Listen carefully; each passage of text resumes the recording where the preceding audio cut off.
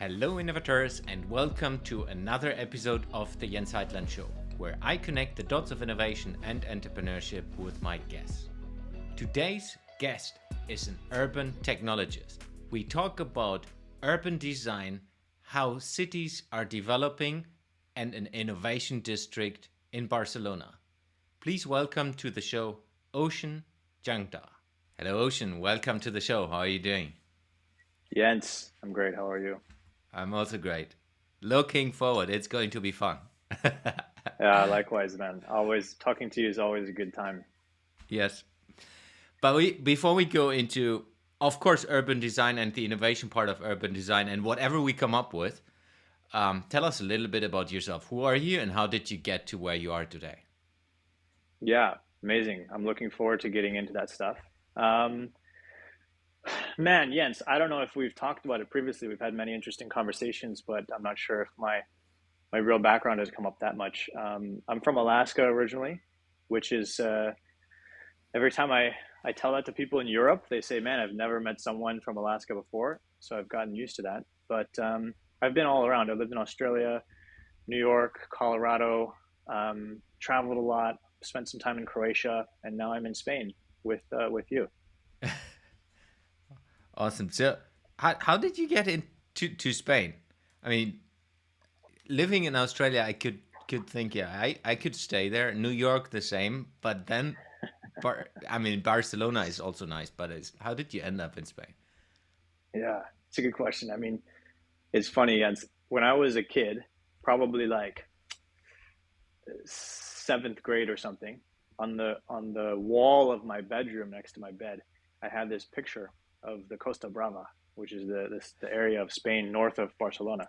Very beautiful area. And I just thought it was incredibly beautiful. I didn't know much about Spain, but I started to learn later a little bit about Barcelona and a lot of about. I'm an architecture buff, so it was mostly European architecture that I was interested in. And a couple of years ago, when the opportunity sort of arose for me to focus on education again in my career, it had been 5 years, 4 years since I graduated undergraduate. I was looking at the opportunity to go to school in Europe. Not only is it a lot more affordable than getting a graduate degree in the States, obviously, but it's also an opportunity as an American to go live abroad.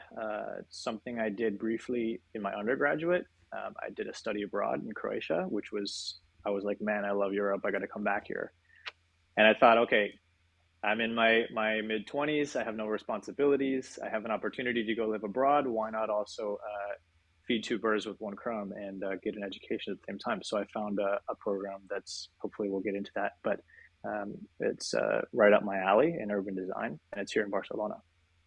Yeah, awesome. And then you're a cyclist. I still remember.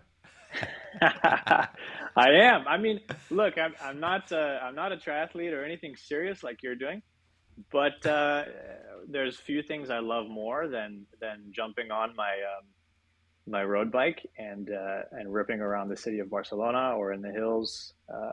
I've done some pretty cool trips around the world, but I'm really just dipping my toes into that, and it's something that I believe for me, sport is one of the big loves of my life, but I've never been very competitive about it. It's just something I do for myself, for my health, and for my enjoyment. And cycling is one of those things you can do for your whole life if you stay healthy, right? So it's something I'm dipping my toes into.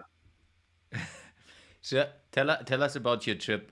You have been cycling kind of around Mallorca, or at least on Mallorca, which is Yeah, for those who don't know, especially maybe the Americans, it's a small Spanish island on the coast of Barcelona, basically. So yeah. how did that happen? How did you decide to kind of go and do a cycling holiday? Well, I had a week free. I thought, what is what is there to get up to in Spain? And the list was very short. No, I'm joking. But it's like 45 minutes flight from Barcelona to go to this paradisal Mediterranean island that is Mallorca. And it turns out that Mallorca is also like a European mecca for road cycling. All the guys that train for the Tour de France and so on that would typically train in the Alps in the early season, April, May, it's pretty messy still in the Alps, a lot of rain and snow and stuff. So what they all do is they all take their training camps down to Mallorca, and the island is for a couple months just crawling with all these professional cyclists. And of course, I read about this on the internet. I think, oh my God, I gotta go see this. And just so happens I have a friend back from Denver in Colorado where I used to live. And she was like, man, I want to go to Europe, have an adventure. And she's the type of person similar to me where we can't just go sit on the beach for a week. So we said, okay, what if we get road bikes, we go around the whole island, we make a whole tour of the thing, and we really put it together ourselves, rented bikes, we got bike packing bags. I'm a huge nerd for the gear, so I'm happy to go into that stuff.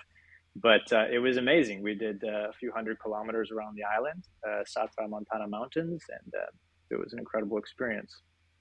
Awesome. Did you plan staying in the tent, or was it like lodging or like No, hotels? we were doing credit card minimalism. So we stayed in a new hotel every night, which is just an adventure in of itself. But yeah, we just kind of planned it out. We looked at all the maps and we thought, okay, how far can we go in a day? How far makes sense? And then we kind of mapped out the zones we would be in at the end of each day. We booked hotels in those areas, and yeah, we just said, "Fuck it, let's go." I don't know if I can swear on your podcast Yeah, yet, you but can. that was the whole attitude. Yeah, it's awesome. Uh, I would love to do that one day. Maybe we manage that together. Would love to. Well, I mean, I said when last time I came to Zaragoza, I said, "Should I bring my bike?" And he said, "No, we're going to be doing all these innovation things, so don't bring the bike this time. But next time, it's like on my list, man." Yeah, that was all about work. There are days where I'm working, most of the Yeah, days. well, you were working, but it was just an adventure for me. Yeah, just giving a little context for the listeners. Ocean has been here for the first International Innovation Jam, and he was a speaker, which was awesome. And that's where we basically dove, or where I got a little bit more about you, and you talked about urban design, where I said, hey, I would love to have you on the podcast, not just because you're a nice dude and we have fun conversation, as well because I think there's so many innovation topics in this urban design, which are not kind of well known to people who are not from the industry. So I thought that would be an interesting topic to explore. If we start high level, I mean, you're what is it called? It's urban technologist, or you're studying urban technology, whatever. Yeah, yeah. Explain what that is for people who have never heard about that, including me. Okay. I'll explain. I'll answer your question, and then if you're okay with it, I'd like to step even back a little bit further to give some even better context. Absolutely. So the program I'm in right now, it's at the Institute for Advanced Architecture of Catalonia, which is a very small um, urban research and architecture institute. And what they do essentially is they look at the fields of architecture and the fields of urban design, urban planning, and they look at essentially how is technology changing these fields. How is technology changing the approach that professionals in those fields actually take? So it's fascinating to me because I love cities, I love architecture, I love urban design, real estate development, but I also really love technology. And it's one of the few places, there's two or three other places in the world probably that are doing similar things. One of them is the Sensible City Lab at MIT. We have relationships with them. And then there's also an organization that's associated with TU Delft in the Netherlands. And basically, all these organizations are trying to answer this question: how are our cities and the component elements of cities, like buildings and so on, going to be thought of, designed, and built going forward? Yeah. Because, you know, for those folks that are not huge nerds about this, like I am, cities are almost like an emergent phenomena. They sort of happen. And it's only recently that we've really gotten serious about planning cities, about designing spaces intentionally, going beyond just the design of like a building, like in architecture. But also, it's only really been in the past 50 years that serious, paradigm shifts in technology have started to occur. So the ground underneath urban design and architecture is really shifting quite a lot, and that's changing how we think about those fields. So that's what we look at. And then you use technology as part of that, if I understand that right. Yeah, yeah. Specifically, what we do, we're looking at what technological tools are changing, and essentially, what are these professionals leveraging in terms of technology to do better work? Yeah. So a lot of what we do is focused on data. There's really a lot of data that cities are producing constantly. Buildings are producing data. Our personal devices, like our phones, are producing data. Infrastructure like traffic signals and so on. Everything is producing data, and the question is, data is cool and all, but it's only useful if you understand how to use it, and how can it be applied in an actual effective way to inform better work, better urban design, better architecture, better infrastructure, and so on. So we look at how that's all coming together, and it's it is fascinating because half the stuff we look at and half the stuff I'm learning, it's like, man, it didn't exist 10 years ago, and 10 I years from was now it's about to going to be say. totally different. Yeah, it's shifting quite quickly. So it's less about learning specific tools. Like, for example, we use Rhino 3D. Architects and design people will be familiar with that. It's a software for 3D modeling. And we also use Grasshopper, which is a program that runs within Rhino to use visual programming languages to generate designs based on data, based on information. And it's like, that's fucking cool. But Yeah. in 10 years from now, I guarantee you it's going to be something completely different. So it's not necessarily about the tools. It's about how do we think about using technology in this context in order to become more effective practitioners in the field, essentially. Yeah. Maybe getting a little bit practical. So when I was working with, it was not real urban design, but I was at a time in my career, which is almost about 10 years ago, responsible for real estate and working within real estate inside of IKEA. And we looked into how do we kind of find the white spots inside of a country to find out where can we place another IKEA stores to not cannibalize the other IKEA stores, which I guess all retailers do in one or the other way.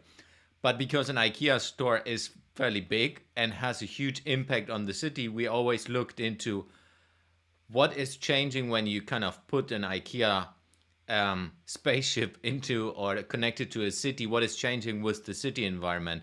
And 10 years ago, there was, I mean, you have had rudimentary data from Google about traffic. We looked into all of that, but the smartphones, the real data like you most probably have today is was not accessible for us. So it was more kind of a good feeling and kind of being in the city to figure out what's happening and driving in traffic times where you see, oh, yeah, it's fairly busy today. It's Monday. So that was more about, like, let's say high level at least, rather than going deep into analyzing, maybe even using AI to figure out what's going on. But it's Right, quite right, interesting how right. that's changed. Yeah, well, I mean, it's very interesting to me because I'm a student of real estate development, and that's sort of my particular interest. And it's interesting because if you know anything about real estate development, the history of real estate development, particularly in America, um, it was for a long time the Wild West. It was entrepreneurs and people with capital and big balls and big ideas who were willing to risk everything to make something happen. And we're dealing with the fruits and the consequences of that now today in America. But what's changing is now that the gut instinct of, okay, I think it makes sense based on my intuition, based on the knowledge I have of this area, that this IKEA spaceship should land here. That's never going to go away, in my opinion. Like the gut instinct or the intuition or the design sense of the human designer or practitioner is super critical. But what's different now is that it's not just that anymore. Yeah. Now we're really augmented with all of these data tools, and we're in this transition period where we're going from a time when it was just about moxie and design intuition and business intuition into a phase now where all of these tools are starting to mature, and we're we're in a weird transition phase where most of the tools are not mature yet. They're testing, they're experimental, they're programmers who are moving fast and breaking things, as it were. And that's a really interesting phase to be in when you're studying this, because everything's moving and shifting. And I can guarantee the field is going to look completely different 10 years from now than it does, 10 years ago or today. Yeah. The interesting part of that for me is it's kind of the technology angle is the fastest ever, and then the real estate business angle is the slowest ever. So it's kind of the two opposites are meeting each other. Because if you take a building, if you build a proper building, they're lasting for a couple of 100 years if you build it properly. And Right. if we look into city development, you're not building a city to reinvent it after half a year because, like, yeah, we have figured out we should have done it differently. It's not going to happen. Yeah. Well, look, an interesting take on what you were just saying there, which I think is a really good point, is slightly theoretical, but I think it's just interesting to put it this way. I was trying to do some of this in my talk at the Innovation Jam, which is just to reframe how people are thinking about these things a little bit, right, and to be Mm, slightly provocative. But if you think of the city, the almost the most functional framework to conceptualize a city nowadays is in a more organic, ecological, metabolic sense. The city is really like an organism. If you zoom out, if you were to have a perfect 200-year time lapse from space of a city, and then you were to look at the metabolism of a cell under a microscope, you would think, man, those are very, very similar processes. So what's going on there? Well, in my opinion, in my understanding of this, cities are like an organism. And if you think about the scale of a city, then you think about the time scale at which the metabolism operates. For example, if we look at an ant, we think, man, that thing's going a mile a minute. Is really fast. They're all kind of flooding all over each other. And if you look at an elephant, we think, man, that thing is really slow. It's a lumbering beast. And that's just because we're in the middle of a scale with an ant on one end and an elephant on the other end. In other words, our perception of how fast things progress has to do with the scale of our bodies as organisms. And so if you think about the scale of a city, it's so big compared to us that the actual metabolism, how fast these things change, is extremely slow, right? mm, The lifetime of a city might be thousands of years. So if you think about it in an organic or anatomical sense, a city is like an organism that lasts thousands of years that's going through these organic processes. And so, yeah, the technology might be moving like lightning right now. But the reality is it's bumping up against this sort of organismic force that is extremely large in its timescale and extremely slow to change. So it's a very interesting contrast that you bring up there. yeah. And then in the middle of all of that is the human factor, where you have people who are kind of also not the fastest changing species on Earth. I mean, of course, everyone is saying, like, yeah, I'm up for change as long as it's not affecting myself. Yeah, or the opposite, right? Where I'm not even going to think about how I'm changing if it's the easy thing, right? Exactly. And we've had some fascinating conversations about, how much of working in innovation is just about getting people to change their behaviors or to change their perspective on something. And it's totally true of the city too, because, people are just going to go with their inertia, their cultural inertia, and take the path of least resistance. So if Google invents, navigation through Google Maps, and it's brilliant and it's easy and it improves your life, you're just going to adopt it, Yeah. and that is going to change your pattern of movement through the city. And you don't even think about it like that. You're just like, oh, it helps me get to where I'm going more easily. It accounts for traffic or whatever. So there are tools that get introduced or technological changes that result in behavioral changes without even people thinking about it. And yet, as a whole, we're very slow to change because it takes a lot of incremental things changing in order to create these sort of large shifts that we're experiencing now. Yeah, it's a big one. I mean, I have learned driving without navigation systems. Today, basically everyone is driving with a navigation system, and if you take myself here in Zaragoza, I haven't been driving too much because I'm more a cyclist like you are. But if you take away the phone, I need to figure out where to go and how to get there. And if you're not Yeah. used to that anymore, then it's kind of you kind of it feels like you lower your IQ to figure out where you are because you just follow the phone and then it's gone or it's not working or there's no signal. It's like, okay, how was it again? Because normally you have this scale where you understand, okay, this is the house, this is the street, I've seen this before, I've walked there, or I've took the train there, that was the bus stop, there was someone sitting at the corner. And if you just use the phone, a lot of people are just not seeing that anymore. I see that a Right. lot. Yeah. I mean, you're touching on a much broader thing, which is just that, we've really augmented our brain with our devices. You know, I mean, it's very much true that our smartphones are like a prosthesis for our brain, right? And I mean, like, if you ask me to log into some website without my phone and my thumb scan, like, I don't know the passwords. They're all Yeah, saved in my ask phone and me. my, if you expect me to get across the city without Google Maps, that's a loaded question because that's like where my genius lies, which is like orientation and Yeah. direction. So it's an unfair question, but it's so true that we've just become completely reliant on these systems that are augmenting us. They're not part of our natural skill set, and yet we become expert at them. Like everybody that uses Google Maps to get to work or whatever is an expert using Google Maps because it's so simple.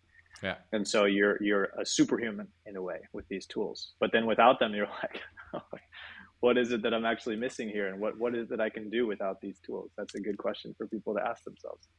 Yeah, and sometimes That's it's why I good. love that. Sorry, that's why I love going out in nature and going on these bike rides and stuff because it's like, what can you actually do without your phone? I was exactly trying to say the same. It's what I intentionally do. I'm not using it quite often to navigate. Definitely to navigate. It's like there's nothing better than going out for a bike ride where you have no idea where you go, and then you figure it out on the way, and then you try to remember how to get back. I mean, you have Yeah, always the backup worst case. yeah. No, Well, I love 100%. that. I 100% agree with you. That said, it's fascinating because, for example, we were talking about this bike trip I was on in Mallorca, and Mallorca and the Spanish Balearic Islands are interesting because they're full of these old ancient Roman roads. So it's, unless you're on the freeway in a car with where the signs are pointing you everywhere, it's very difficult to navigate. Yeah. But with these modern apps like Komoot or Ride with GPS, they give you these turn by turn directions. So I had this superpower of putting one AirPod in, having my phone navigate me through, and we're just riding our bikes through the countryside, but it's saying, hey, turn left here, turn right there, and almost magically I can get from one city to another with perfect efficiency, never making a wrong turn, and the straightest path. And that's just, I don't know, it's fascinating. It feels like a superhuman superpower in a way. Yeah. Let's get into innovation. So one part we discussed quite a bit was kind of urban design and linking that to innovation. And one thing that fascinated me is that you're basically living in one of the innovation districts in Barcelona. Can you give us a little bit of understanding what the innovation district is about? Yeah, yeah. It wasn't exactly intentional, but I ended up living in one of the neighborhoods in the world that is most closely oriented to my interests. It's one of those serendipitous things. The neighborhood in question, it's often referred to as El Poblenou in Barcelona. That's a bit of it's not quite accurate. It's actually more like the Sant Martí district, but there's two sections of the Sant Martí district that have been essentially designated by the government of the city government of Barcelona as special zones for economic development. And, arguably, it's not technically an innovation district by the modern terminology because that's come to represent a very tightly defined thing in real estate. But it's a space in the city that was previously quite degraded, It's the ex-industrial district of the city. Barcelona was known for a long time as the Manchester of Spain, the Manchester of Catalonia. In other words, it was very productive in the Industrial Revolution with a lot of industry. And when the Industrial Revolution started to taper off, a lot of that industrial space became disused. And so this whole section of the city was really quite degraded. And so the city said, okay, what is it that we can do here to turn this around? And essentially they came up with a plan. It's called the 22 At plan. Essentially they said, look, we're going to draw a line around the areas that have the most degraded industrial assets. And we're going to implement special urban policies to essentially encourage a revitalization. And that was in the late 90s. For those folks that know Barcelona, they might know that the Olympics were in Barcelona in 92. And after 92 and leading up to 92 Olympics, there was a lot of urban development that was going on, a lot of investment in the city. And so what came out of that was this plan to revitalize this whole section of the city. And the principle, the concept is that the city wanted to attract technology companies into what is this highly degraded space. This is fascinating to me because this is a pattern that's played out in a lot of American cities as well, where you have an industrial district that's run down and the city puts in special policies in order to revitalize it. And it over the course of 10 to 20 years becomes consistently the most expensive neighborhood in the city. It's a fascinating thing, right? So I'm living in one of these areas, and also the school I study at is in the 22 district of Poblenou. It's a fascinating place to research this because it is probably arguably the first in the world place to do this specific set of policies. And now it's been sort of formalized and replicated all over the world in the form of innovation districts. Yeah. Can you give a couple of examples what happened in details inside of that district and what the impact is on the people living there? Yeah. So one of the things is you have these factories that essentially went out of business, and the owners, the proprietors, stopped taking care of them, so they became sort of degraded. So if you have multiple large industrial plots that happens in the same area, you essentially have a concentrated mass of real estate that's completely underutilized. And to give some folks perspective on sort of the physiology of this neighborhood is a 5-minute metro ride from the center of Barcelona, which is one of the most lively tourist destinations in the world, right? And yet you had all this degraded infrastructure. So they said, okay, we're going to put in policies to incentivize technology companies and developers to redevelop these spaces and see what happens. And so the result of that has been that all of this real estate has started to get this sort of positive feedback loop around it. The revitalization of specific key cultural buildings and the repurposing of those buildings into technological uses has sort of kickstarted this. It's really a positive feedback loop. It's not to say that there's not unintended consequences or negative externalities of that, but it's this upward spiral where everything gets more and more valuable. And from a real estate perspective, that's obviously fascinating because there's a lot of people making money and so on. But also from a cultural perspective, it's really fascinating because before these spaces were degraded industrial ghettos. And now you come to them and they're full of galleries, startups, shops, restaurants, bars, clubs, and it's all young people with money. And so it's a very interesting sort of transition that this space goes through as a result of that positive feedback loop. Yeah, and it's quite interesting. I mean, I just imagine the people who have been living there for quite a while.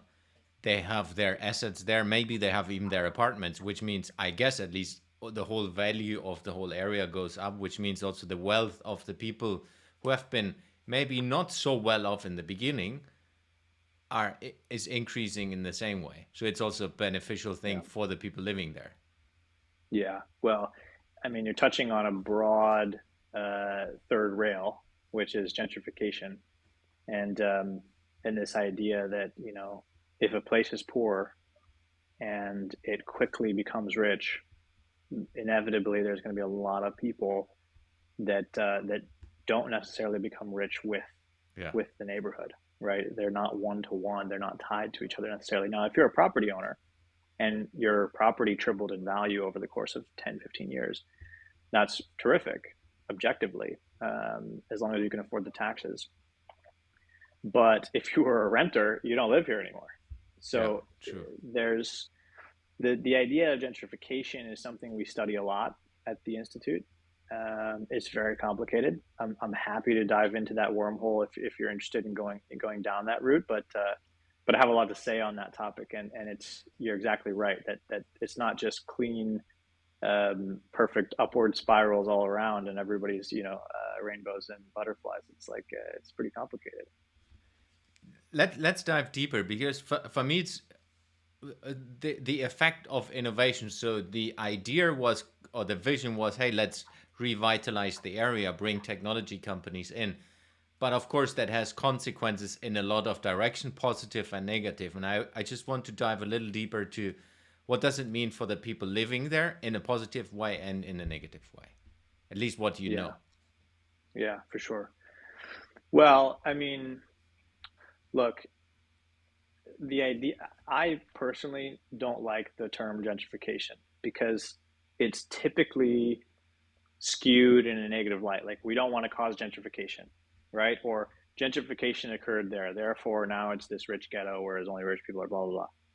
But it's, in my opinion, it's too low a resolution of a term, because gentrification is actually a complicated process of things that occur altogether, some of which is extremely desirable and some of which is extremely undesirable. So the desirable aspect is that a space that was underutilized and degraded gets revitalized and enriched with a new life.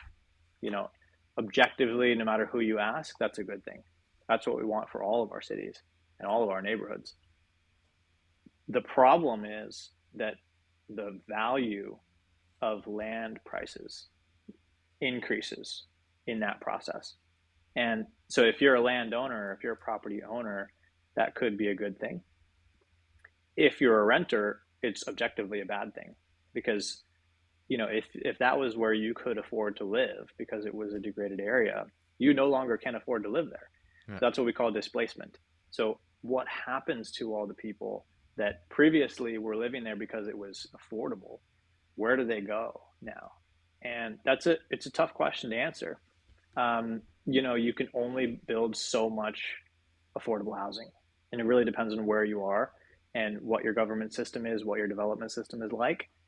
That problem is different in different areas, but the reality is that if you displace whatever proportion of the population is renters, the culture of the place is devastated. Yeah. Right? It's like if you live in a suburban neighborhood, for example, or an apartment building. Imagine if 60% of the people in your neighborhood have to move out. The culture and the social fabric of the place is totally destroyed. So that's obviously a negative externality of this gentrification process. And so the question is not how do we avoid gentrification? That's too low resolution. The question is how do we revitalize and re-energize places in our cities that are degraded, while also making sure that the people who live there because it's affordable still have a place to live, and that the culture of those places stays intact. And that's an extremely complicated question to answer in practice. Yeah. But I think that these are topics in the place where we are in right now in the world. I think these are more and more topics we need to talk about, rather than how can you just fix one problem. How do you do that in a way that you take everyone on board and you create kind of a win-win situation in the best case? And yeah, Yeah, I can imagine, especially in city development and design, it's not the easiest part. it's not. And I'll just say briefly in response to that the worst outcome is that one group of stakeholders who have an incentive to improve the neighborhood get free reign. And so, for example, that is the prototypical story of property values rising and developers building luxury apartments, and everybody that's poor just fucking off, basically, Yeah. right? And what we really try to focus on at IAC here in Barcelona is how can we make sure that all the stakeholders who are relevant have a piece of the pie in the process of transformation? Yeah. Because when everybody has a seat at the table, the outcomes are different, right? Because things are just a little more balanced, and things still have to work financially, and you still want to arrive at the ultimate goal of improving and revitalizing the community. But it's important that everybody has a seat at the table so that those things happen in a sort of balanced way, as balanced as is possible. It's not always perfect. Yeah.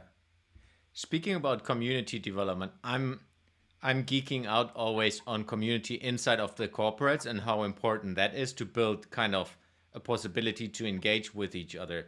Taking that into the context of urban design, how much is that a focus of, for example, what you study and what you do?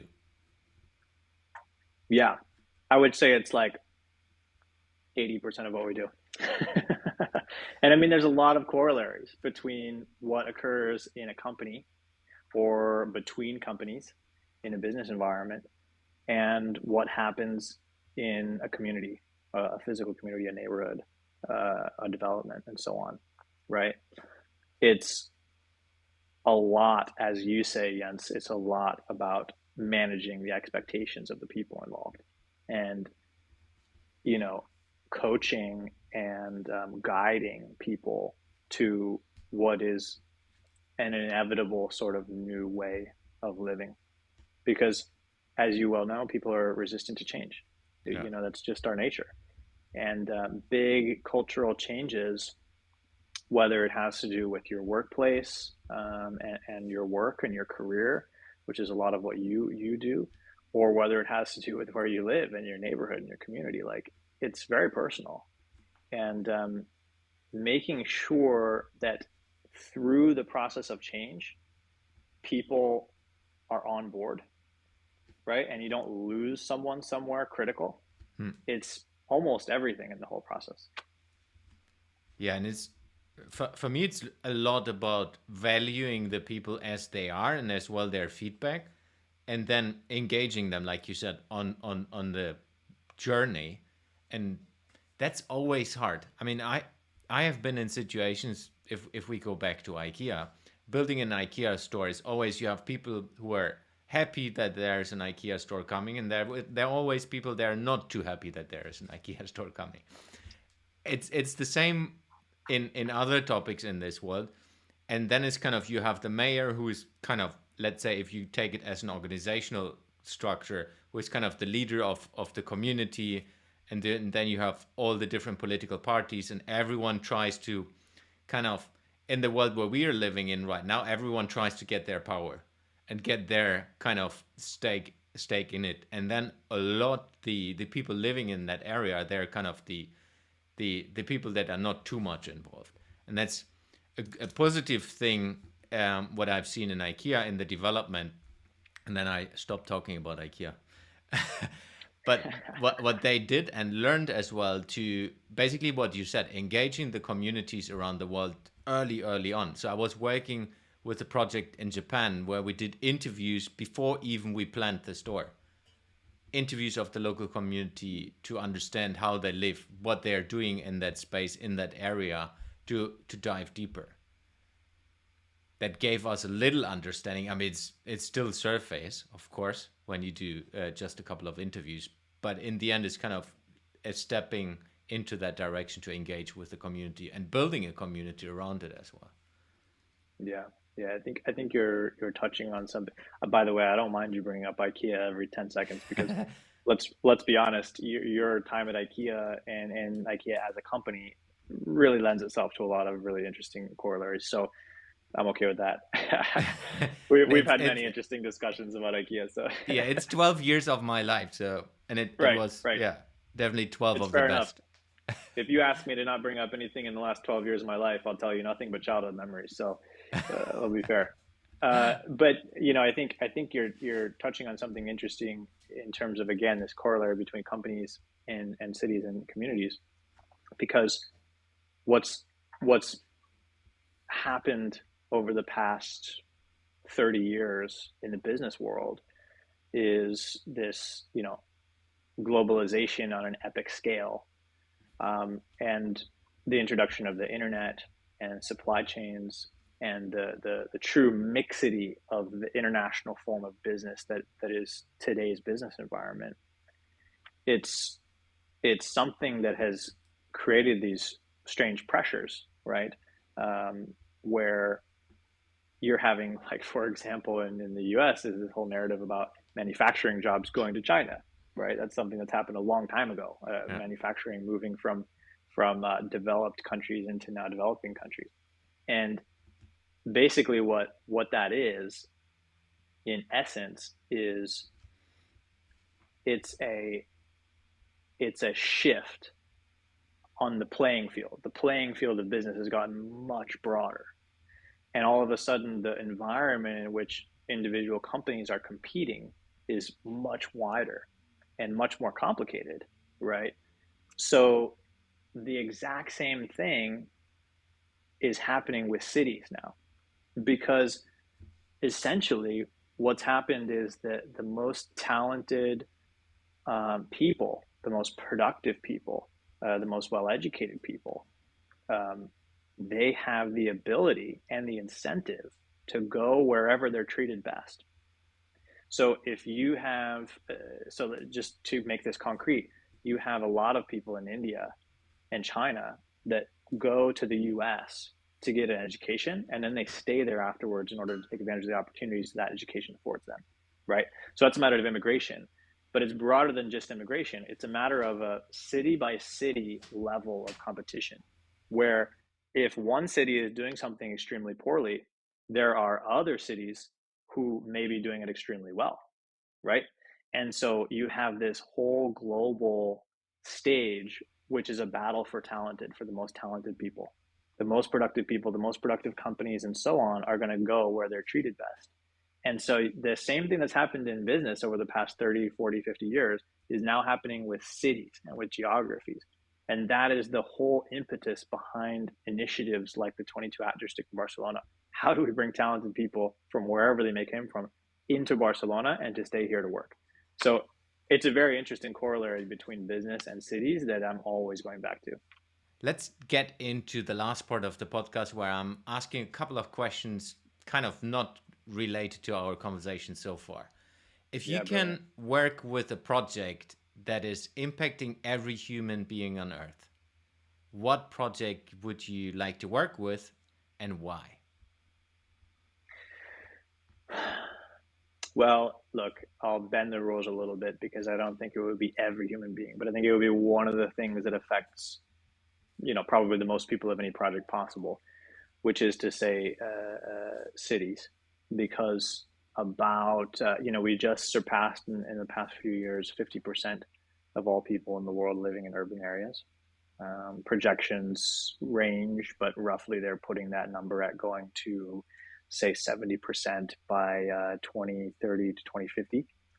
And I would wager my money on us landing somewhere around the Pareto ratio of 80-20, with roughly 80% of people all over the world living in cities. And so I think that when it comes to the protocols for our cities, that comes to the policies and the way we approach building, designing, and implementing cities and urban environments, it's incredibly important.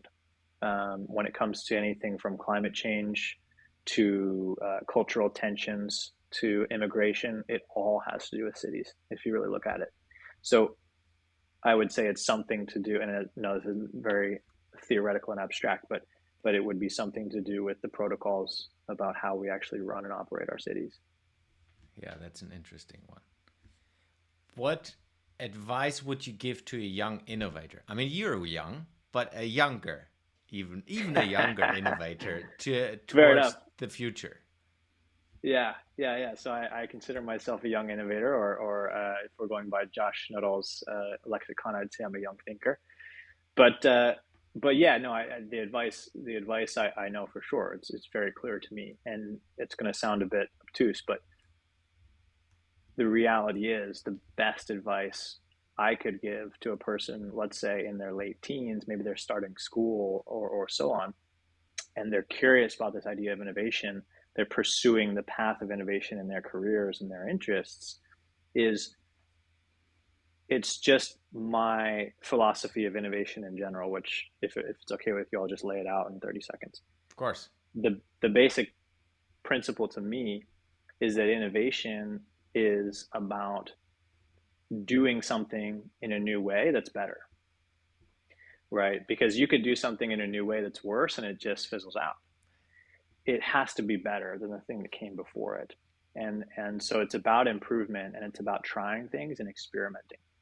And through that lens, the key to innovation is about being yourself. It's about being uniquely who you are as an individual in your personality. And I'm not a psychologist, but I really am a huge nerd for the field of psychology. And the truth is that, from when we're young kids, we carry a lot of baggage from our childhoods, the things we go through, and the adventures we take as people. And it's my personal opinion, based on my personal experience and also just observing other people, that the truth is that we carry a lot of that baggage completely unresolved, right? Yeah. And with enough unresolved baggage, we are so focused on just surviving that we completely fail to get really in touch with who we are as people in our personalities. And if you expect to be an innovator while not being, intimately in touch with who you genuinely are in your heart, good luck. Good luck to you, right? Because you have to be comfortable with being different. You have to be comfortable with being a bit weird. I'm the first person to raise my hand and say that I'm a freaking weirdo. Like, I'm weird in so many different ways, but I'm at peace with that, or I'm in the process of making peace with that. And I know that has nothing to do with career advice. It has nothing to do with my field of interest, but it's just the simple truth that when you start to address those basic things in your character that may be holding you back or keeping you from being focused on being an individual and being unique and expressing yourself authentically, you're two steps away still from actually what innovation even is. Yeah, super powerful. What is a future topic that interests you that is not connected to your profession? Man, I love this question. Yes, that's great. That's great. I'm a I'm a big fan of techno and dance music and raving. To those of you who have been to a really good rave, you'll know exactly what I'm talking about. But music has always been a really important part of my life since I was a kid. And the thing with techno parties, techno as a genre of music is very futuristic. It's all about computers and really high tech sound systems, and then a human in the middle of the thing who's really working it out and making it fly. And the production and the computer technology and the speaker technology that goes into a good rave, a good dance party, is really on the cutting edge. Every year there's a new technology that's making the parties better. So for me, if I look 10, 20, 30 years into the future, what these parties might be like, that's completely fascinating to me. The spaces, the physical real estate spaces where these parties are hosted, I know that's related to my interests, but just the experiential drama of going to a really good cutting edge dance party with high tech sound and high tech production, where that's going is super fascinating to me. And I mean, 10, 20 years from now, old people will be looking at these parties going, what the hell is even going on? I can't comprehend what's happening here. And that to me is just amazing. Yeah, I still remember my early techno parties in the 90s. Yeah, well, you're a German, so I can't even begin. Yeah. So, Ocean, how can people reach out to you, and where can people find you? Yeah, I'm on Twitter at Ocean Jangda. I'm actually right now in the process of building a website, which will be out soon. Maybe by the time this comes out, that'll be live. But Twitter is a good place to get in touch. Awesome. And of course, I will put that as well into the show notes. Ocean, Yeah. thank you very much for being on the show. I'm looking forward to go cycling with you. We will manage to do that one day. Man, Jens, I'm super happy to have come on the show and to talk to you. It's a pleasure and an honor, and I hope that we have a chance to get to look. You have to see my bike; it's amazing, man. I need to see what you're riding as well. This is where we nerd out together, so Yes. I'm looking forward to that. Awesome. Thank you very much. Thanks for listening to today's episode. You will find the links and resources in the show notes of this episode. If you would like to support the podcast, the most impactful thing you can do is subscribing to the show on any of the podcasting platforms and give me a review. This will help me to reach more innovators around the world and bring some of you into the show. If you have any question to the guest or want to engage with me, feel free to reach out to me on social media and contact me there.